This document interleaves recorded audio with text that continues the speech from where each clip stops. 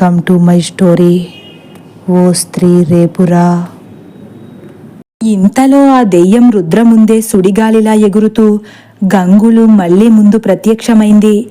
Light వెలుగులో అది చూసిన రుద్ర నిరుత్సాహంగా ఉన్న చోటే ఆగిపోయి, నేను చెబితే విని చచ్చారా అంటాడు విసుగ్గా. అయినా సరే వాళ్లను కాపాడాలన్న ఉద్దేశంతో నెమ్మదిగా ముందుకు అడుగులు వేస్తూ, మీరేం కంగారు పడకుండా నెమ్మదిగా వెనక్కి అడుగులు వేస్తూ రండి అంటాడు రుద్ర వాళ్లకు వినిపించేలా. గంగులు బెదిరిపోయి మోకాళ్లపై కూలబడిపోయి, నన్నేం చెయ్యొద్దు అని ప్రాధేయపడుతున్నాడు. ఆ దెయ్యం గంగులు వైపే కోపంగా చూస్తుండడంతో అది చూసిన మల్లిగాడు నెమ్మదిగా అక్కడి నుండి తప్పించుకోవాలని పక్కకు పరిగెత్తబోతాడు. అంతే, ఆ దెయ్యం గట్టిగా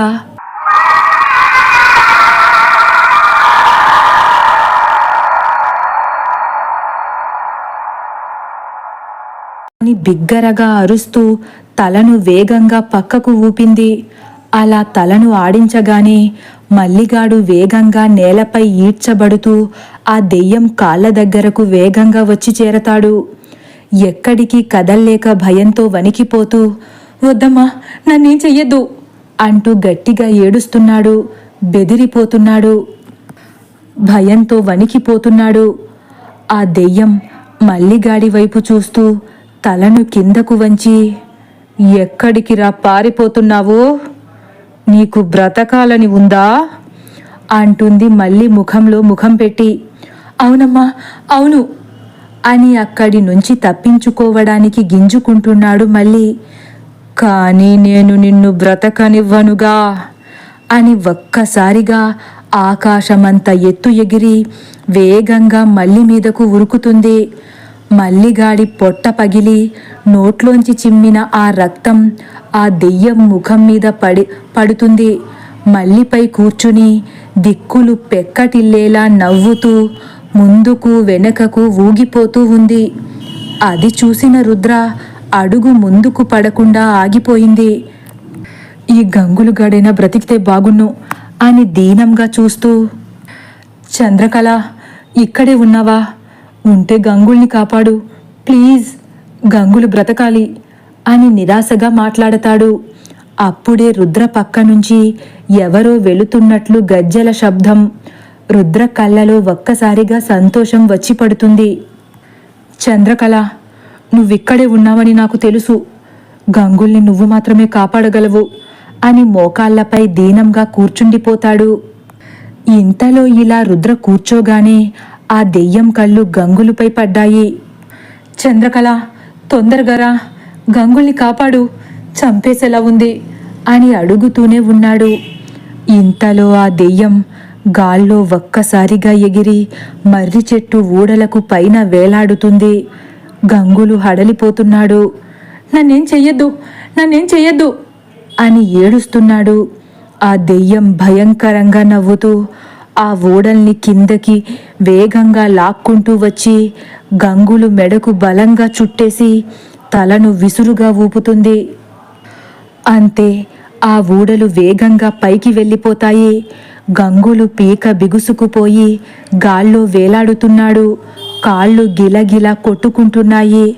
ఆ దెయ్యం గంగులికి అడుగు దూరంలో గాల్లో ఎగురుతూ, బ్రతకాలని ఉందా అంటుంది గంభీరంగా. గంగులు పీక బాగా బిగుసుకుపోయి ముఖంలో నరాలు కూడా పైకి వచ్చేశాయి. అయినా సరే బ్రతకాలన్న ఆశ గంగుల్ని వదలక ఆ దెయ్యం అడిగిన ప్రశ్నకు నెమ్మదిగా తలాడిస్తాడు.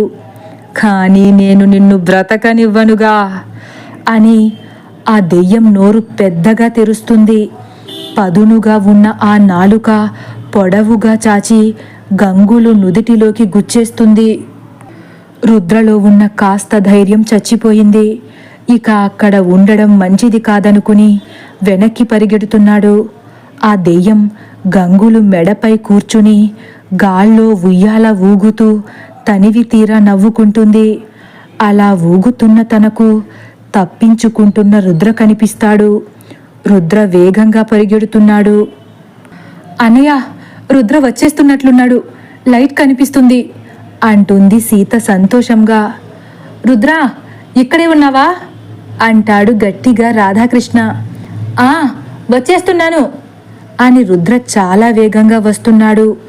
రుద్ర వీళ్లకు కనిపిస్తున్నాడు. రుద్రకు వీళ్ళు కూడా కనిపిస్తున్నారు. అమ్మయ్య, రుద్ర వచ్చేశాడు బాబాయ్ అని సీత సంబరంగా అంటుంది. సారథి రాధాకృష్ణ కూడా బ్రతికించావు దేవుడా అనుకుని మనం కొంచెం ముందుకు నడుద్దాం పదండి అని ఆ చేతులు వదలకుండా ముందుకు నడుస్తున్నారు. రుద్ర కూడా మనసులో నాకింకా ఈ భూమి మీద నూకలు ఉన్నట్లున్నాయి అనుకుంటూ పరిగెడుతున్నాడు. ఒక 10 అడుగుల్లో వాళ్లను చేరుకుంటామన్న ధీమాలో ఉన్న వాళ్ల మధ్యలో మెరుపులా వచ్చి వాలుతుంది ఆ దెయ్యం. రుద్ర ఉన్న చోటే స్తంభించిపోయినట్లు ఆగిపోయాడు. రుద్ర కళ్ళు భయంతో మొత్తం తెరుచుకున్నాయి. ఇటువైపు వీళ్ళు కూడా భయంతో ఉన్న చోటే ఆగిపోయి మౌనంగా చూస్తున్నారు. ఏం జరుగుతుందో ఎవరికీ తెలియడం లేదు. ఆ దెయ్యం రుద్రని క్రూరంగా చూస్తూ బ్రతకాలని ఉందా అని వాళ్ళని అడిగినట్లే గంభీరంగా అడుగుతుంది. రుద్రలో భయం ఇంకా ఎక్కువై అలానే చూస్తున్నాడు. ఏం మాట్లాడట్లేదు. ఎందుకంటే బ్రతకాలని ఉందని సమాధానం ఇచ్చిన వెంటనే చంపేస్తుందని రుద్రకు తెలుసు కాబట్టి. మళ్ళీ ఇంకాస్త గొంతు పెంచి ఇంకా గంభీరంగా బ్రతకాలని ఉందా అని గట్టిగా అరిచేసరికి రుద్ర ఒక్కసారే ఉలిక్కిపడి భయంతో వణికిపోతూ అని నెమ్మదిగా తల ఊపుతాడు. ఆ దెయ్యం పెద్దగా నవ్వుతూ కానీ నేను బ్రతకనివ్వనుగా అని అమాంతం రుద్ర పీకను పట్టుకుని గాల్లోకి ఎగురుతుంది. రుద్ర కూడా గిలగిలలాడుతున్నాడు. సీతా వాళ్ళు కూడా బెదిరిపోతూ రుద్ర రుద్ర అని పెద్దగా రోదిస్తున్నారు. ఇక అప్పుడు రుద్రకు రఘురాంని కనిపెట్టకుండానే చనిపోతున్నానన్న బాధ గుండెల్ని పిండేస్తుంది. రుద్రను పీక పట్టుకుని గాల్లో గుండ్రంగా ఆ చోటంతా తిరుగుతుంది ఆ దెయ్యం. చంద్రకళ కాపాడుతుందన్న నమ్మకం కూడా రుద్రకు లేకుండా పోయింది. అలా గాల్లో ప్రాణాలు తేలిపోతున్నాయి. ఇంతలో ఆ దెయ్యం బిగ్గరగా అరుస్తూ రుద్రతో సహా కిందకి పడిపోయి రుద్రను వదిలేసి నేలపై పడి గిలగిలా కొట్టుకుంటుంది. రుద్రకు పోయిందనుకున్న ప్రాణం లెగిసొచ్చినట్లయింది. గొంతు పాముకుంటూ ఓపిక చేసుకుని ఎలాగోలా పైకి లేచి అక్కడ పడున్న లైట్ వేగంగా తీసుకుని ఆ దెయ్యం నుండి దూరంగా వచ్చేసి వీళ్ళ దగ్గర నిలబడి వాళ్ళని పట్టుకుని ఆ దెయ్యం వైపే ఆశ్చర్యంగా చూస్తూ ఏం జరుగుతుంది సారథి గారు అంటాడు. వీళ్ళు కూడా అయోమయంగానే చూస్తున్నారు. ఏమో బాబు, ఏదైతేనే మనకెందుకు, మనం ఇక్కడి నుండి వెళ్ళిపోదాం పదండి అనగానే అందరూ ముందుకు అడుగేస్తారు. ఆ దెయ్యం కింద దొర్లుతూ భయానకంగా రోదిస్తుంది. వీళ్ళదేమీ పట్టించుకోకుండా ముందుకు నడుస్తున్నారు. ఇంతలో రుద్రగారు అని దీనంగా ఒక పిలుపు వినిపించింది. నలుగురు ఉన్న చోటే ఆగిపోయారు. చంద్రకళ, నువ్వేనా అంటాడు రుద్ర పైకి అటు ఇటు అయోమయంగా చూస్తూ. అవును రుద్రగారు, నేనే, మీ చంద్రకళనే అనగానే సారథి నెమ్మదిగా రుద్రకు వినపడకుండా అయ్య బాబోయ్, ఇప్పుడు వీళ్ళ ప్రేమాయణం మొదలు పెడతారేమో అంటాడు దీనంగా. రుద్రగారు, నాకు సాయం చేస్తారా అంటుంది మళ్ళీ దీనంగా చంద్రకళ. ఏం చెయ్యాలో చెప్పు చంద్రకళ ఆత్రంగా అడుగుతాడు రుద్ర. మా పిన్నిని కాపాడండి రుద్రగారు అంటుంది చంద్రకళ. నలుగురు ఆశ్చర్యంగా ఒకరినొకరు చూసుకుంటారు. రుద్ర కూడా చంద్రకళ ఏం చెబుతుందో అర్థం కాక మీ పిన్న ఎవరు, ఇక్కడే ఉన్నారా, ఎక్కడున్నారో చెబితే మాతో పాటు తీసుకుపోతాం అంటాడు రుద్ర మళ్ళీ అయోమయంగా. అదిగో అక్కడ దొర్లుతుంది కదా మా పిన్ని, దయచేసి మా పిన్నిని కాపాడండి రుద్రగారు అని మళ్ళీ జాలిగా అడిగేసరికి నలుగురు తెల్లముఖాలేసి నివ్వెరబోతారు. దెయ్యాన్ని పట్టుకుని పిన్నంటుందేంటి బాబు అంటాడు సారథి వణికిపోతూ. దెయ్యాలు కూడా వరసలు కలుపుకుని మాట్లాడుకుంటాయేమోనండి అంటాడు రుద్ర మళ్ళీ అయోమయంగా. వాళ్ళ వరసల గురించి మనకెందుకు బాబు, పద వెళ్ళిపోవచ్చు అంటాడు సారథి కంగారు పడుతూ.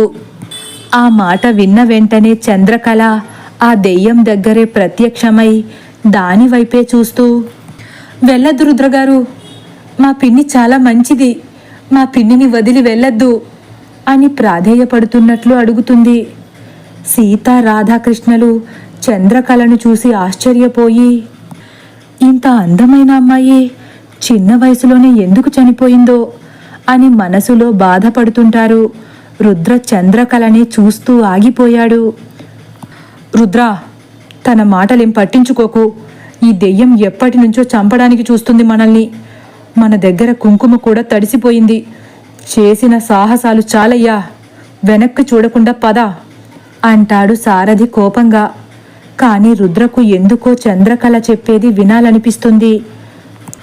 ఒక్క నిమిషం సారథి గారు అని వెనక్కి తిరిగి, ఎంత తోటి దెయ్యమైతే మాత్రం వరస కలిపేసుకుంటావా చంద్రకళ? మరీ ఇంత అమాయకంగా ఉంటే ఎలా అంటాడు చనువుగా.